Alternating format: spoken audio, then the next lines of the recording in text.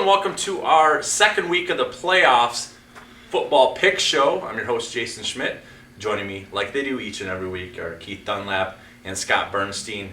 You guys, it's taken 10 weeks of the football season to kind of pull you back together, but you actually caught Scott in the overall record. Both of you now are 71-29 going into these 9 games we're picking this week. We're each 71%. Wow. I wasn't a math major in college, but even I can gather that. There are 100 picks, and we've each gotten 71. That's pretty good. Yeah, I started off strong. I think I've fallen back to the pack a little bit here at the end, and hopefully I'm going to finish strong too. So let's get this thing on its way. Well, Keith, you mentioned it just off camera here that this week we had a ton of close games, a ton of games that are going to make you guys actually think a little this week. Let's start right with in Division I, a couple Friday night games. We got Detroit Catholic Central 6-4 traveling to Walled Lake Northern 8-2. This is another one that, really, really hard to decide. Walled Lake Northern's scoring on everybody, and so I think Northern's going to score points. I just think either team can win this, but I'll kind of be a coward in a way and go with the team that had more experience and more battle tested in the playoffs. I shouldn't say coward, but I won't be gutsy. I'll just side on the side of experience and team that's sort of been there traditionally and is used to a playoff environment. I'll take CC to win a very close one because Northern's going to be in it right to the thick of thing and it could win it. But I think flip the coin, it'll land on CC's side.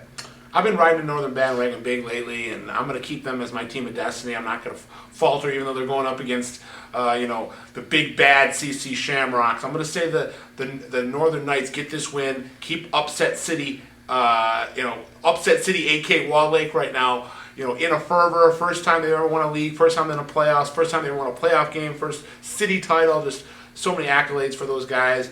But I'll say this game is either going to be a big blowout in CC's favor or a win for Northern, and I'm going the latter. I'm going to say Northern gets this win behind O'Donnell, Kozmowski, Ginster, and the whole crew out there. Yeah, CC did a good job against Heartland's offense, so I think that's another factor. It can do pretty well against Northern's high-powered attack. Okay. Moving on to a big one. Would have been a big one in week 1, and certainly is a big one in the second week of the playoffs. Utica Eisenhower 8-2 traveling to 9-1 Lake Orion. Yeah, another toss-up game right here.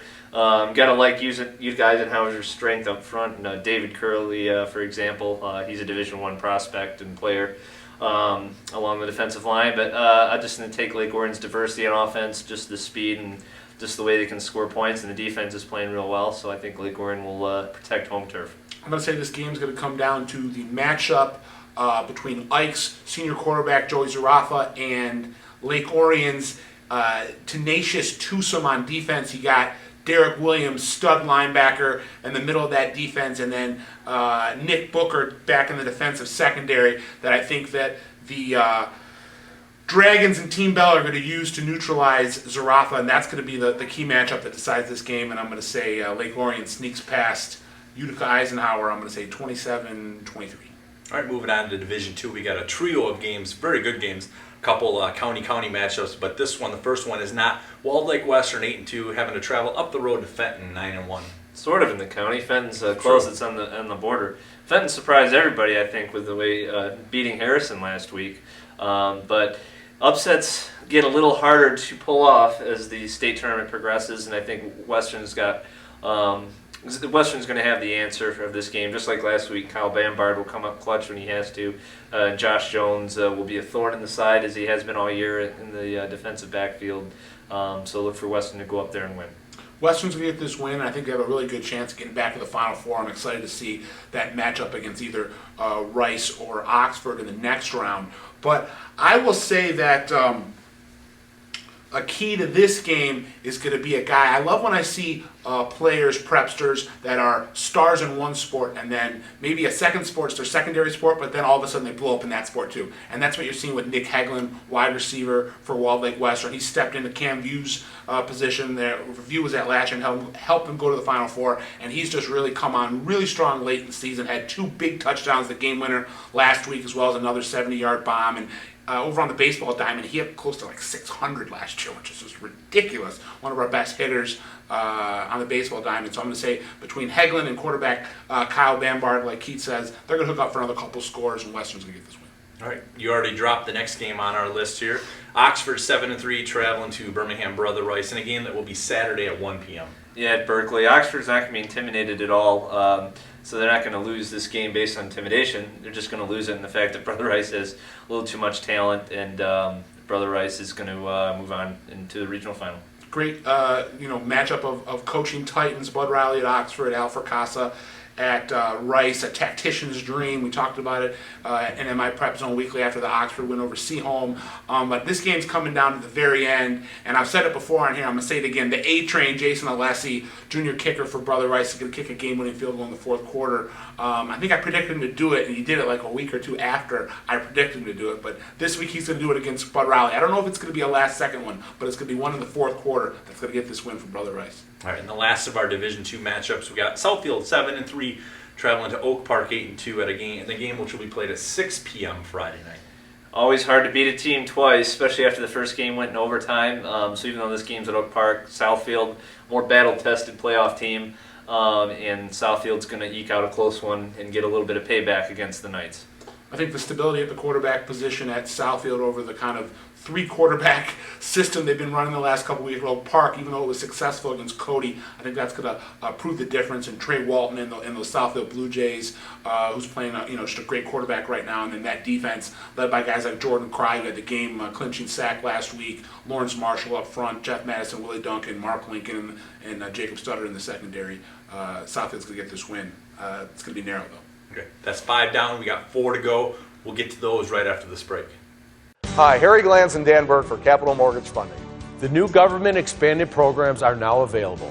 So if you have good credit, an on-time mortgage history, but your property value is lower than what you owe, we can help. Call 1-800-LOW-RATE and let our experienced mortgage bankers help you out. Remember, good credit, on-time mortgage history. Call 1-800-LOW-RATE, Capital Mortgage Funding, the best mortgage banker.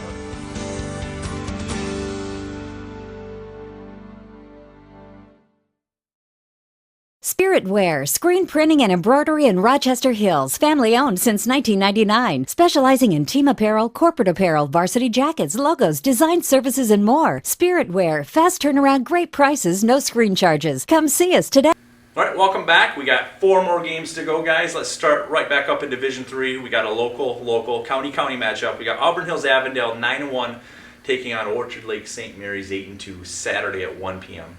Well, it shouldn't be 71-44 like it was 2 years ago, I should say. But regardless, just St. Mary's has too much, and Avondale has had a gallant season and it'll fight hard, but St. Mary's just too much firepower. I've been talking a lot about quarterbacks lately, and Matt Linehan, you want to talk about peaking at the right time. He is just in the zone, picking apart defenses. We got Halloween coming up. You should dress up like a surgeon. He's just going surgical on defenses, and it's only going to keep on moving forward in positive momentum for Linehan and that St. Mary's offense, and they're going to get this win by multiple touchdowns. Okay, we got 1 game in Division IV. It's a big one, guys. Detroit Country Day 8-2 taking on Pontiac Notre Dame Prep 9-1 Saturday in a late game, 7 p.m. I've been waiting for these teams to meet the last 2-3 years. They just haven't collided in the playoffs. They've gone on either on different districts or one has gotten upset. So it's just great to finally see these two clash.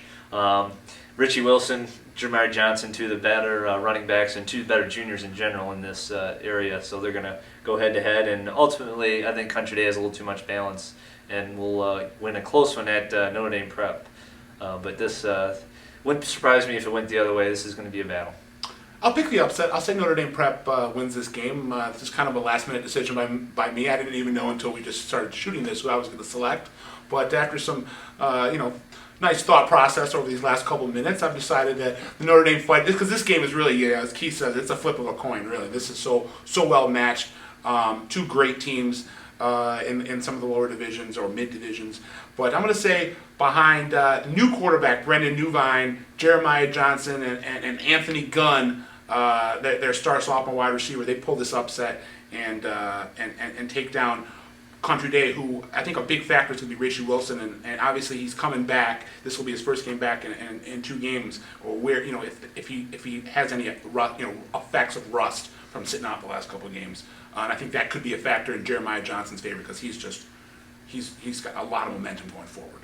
Okay, moving on to Division 8. Bear with me here if it takes a minute to read these schools' names, but Melvindale Academy for Business and Tech which also has a football team. 7-3, traveling to Waterford Our Lady of the Lakes, 8-2, Saturday at 1. Can't say I really know much about Melvindale ABT. Do know plenty about Lady of the Lakes. I know it didn't have the offensive output it wanted to last week, and I think they'll correct that, and the Lakers will win at home and move on. Yeah, Sal Mastro-Mateo, we've been talking about quarterbacks this whole time. Sophomore quarterback Sal Mastro-Mateo for Waterford Our Lady of the Lakes to get that offense back in gear. But on defense, that's what's going to win this game right now. And it's one word, or 2 words, Richie Cross, the Charles Woodson of small school defensive backs. 3 picks last week, really preserved that win on the defensive side. I'm going to say he gets at least 1 more in this game. And I'm going to say catch the touchdown pass too. And the Waterford Our Lady of the Lakes moves on to the regionals. Okay, and moving on to our 9th and final game, but it is a big one as always, as it is our MIPrepZone football broadcast of the week. We got this game being played Friday at 7 p.m. Who's going to be calling that game? It'll be me and Matt Pocket. Scott will be off duty this week, and so I'm just devastated by not have to go away for family obligations, but I'll be here in spirit, and I'm going to be rooting for everyone, all our OC teams, and it disturbs me that I have to leave in such a prime time playoff atmosphere, but these guys are going to be here holding the fort down for you. Trust me. That's right. By the way, the game will be Blanc 6-4, traveling all the way down to face perfect 10-0, number 1 ranked Clarkston. I'm going back and forth about this even before we tape this. I mean, Clarkston, number 1 in the state, they're unbeaten, but this is not your typical 6-4 team, and I have a feeling this is going to be an upset. You know, and for Clarkston's sake, I hope I'm wrong. I'm sure I'll get some flack from those in the community. And Clarkston wins this game, they can feel free to point it out to me on the field afterwards that you were wrong and we showed you. That'd be fine by me. But I just think Blanc, that a lot of talent on this team, Division I players galore. They can throw the ball and take advantage of that behind Bart Williams, their quarterback.